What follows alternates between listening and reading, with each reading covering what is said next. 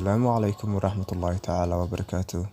وأنا جواه إلياس عبد القادر أبو كل الناس كلمية كسو دوادا channel كينا Some Life and Peace Media oo aad ugu barateen muuqaalada dhiirigelinta ahi. waxaa dunida ku nool laba nooc oo dadka ahi, kuwa wax bixiya iyo kuwa wax qaata. kuwa wax qaata ayaa laga yaabaa inay cunaan cunto fiican, laakiin kuwa wax bixiya waxay seexdaan hurdo fiican. haddaad ogaan lahayd sida dhaqsiyaha badan oo ay dadku ku ilaabayaan markaad dhimato kadib, ma aadan raaligelin lahayn cid aan ahayn Ilaahay subxaanahu wa tacaala. ogow inaad dadka raaligelisaa waxay la mid tahay adigoo weel duleela biyo ku shubanaya. biyaha, cuntada iyo dumarka ee xalaasha kuwa ah waa aasaaska nolosha. haddaba dumarow, waxaan idin leeyahay Allah idin deysto idin xafido. qalbiga qurxoon waxa uu qurux badan yahay wajiga qurxoon. sidoo kale akhlaaqda wanaagsan waa qayb ka mid ah alla ka cabsiga. alla ka cabsi ma lahaan kartid akhlaaq la'aan. balan oofintu micnaheedu waa in aadan qiyaameynin qof adiga ku aaminay. iska jooji inaad daba cararto dad aan ku rabin ama aan ku qiimeynin. marka koowaad waxay ku tahay sharaf xumo, marka labaadna waxay ku tahay dulubnimo. ha ku raacin muuqaalka, waayo way ku qaldi karaan. ha ku raacin dhaqaalaha, waayo waa u dhammaan karaa.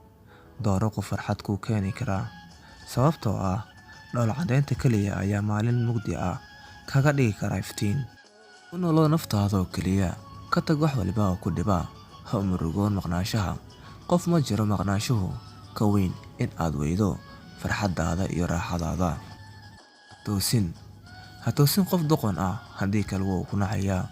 balse toosi qof caaqil ah, waayo wuu ku mahadnaqi doonaa. qofna intuu dib u noqdo ma soo sixi karo wixii ka qaldamay, balse qof kasta maanta ayuu ka bilaabi karaa inuu sameeyo isbeddel iyo dhammaad fiican. 5 sifo ku dadaal oo janno ku bedelo. fadlan walaalaha muslimka ahi: 1. run sheeg markaad hadlayso. 2. ammaanada lagugu aaminay ilaali. 3. balamaha aad qaado oofi. 4. cawradaada asturo, sinadana ka dheerow. araggaaga xumaanta ka ilaali. 5. saqiirka iyo waayeelka u nax. haddaba guushu waxay ka timaadaa go'aanada saxanna waxay ka imaadaa khibradaadana waxay ka timaadaa tijaabooyinkaaga fashilmay. haddaba sidaad ugul u gaarto, mar walba waxaad ku celcelisaa waxyaabaha aad ku fashilantay. xiisigelinta qofka aad jeceshahay.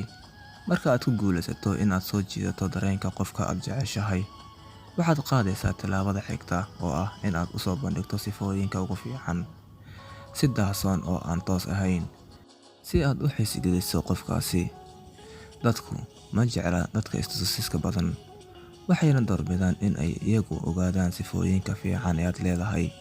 ha isku bandhigin si toos ah, hana u caddayn dadka waxaad tahay iyo wanaagaaga.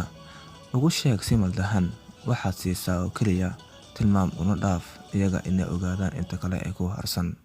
hadduusan jirin waxa aad dadka siiso, sadaqayso erayo wanaagsan iyo dhoola caddaynta dhabtaahi. dadkana kula dhaqan akhlaaq wanaagsan, balse alle baan ka baryaynaa inuuna siiyo weji faraxsan, dadka kalena ku farxad geliya. sidoo kale qof ku tusay xumaantiisa lama tuso xanaaqaaga, oo waa loo dhoola caddeeyaa. misna waxaa la siiyaa aamusnaan wanaagsan oo ah jawaabta ugu qurxoon ee la siiyo qofka doqonka ahi ee adiga ku xumeeya. haddii aan garanno sidaan u fashilno, waxaan ogaan doonaa sidaan u guulaysan doono mustaqbalkeena. haddii aad ka heshay muuqaalkeena, fadlan like saar oo share garay. mahadsanid.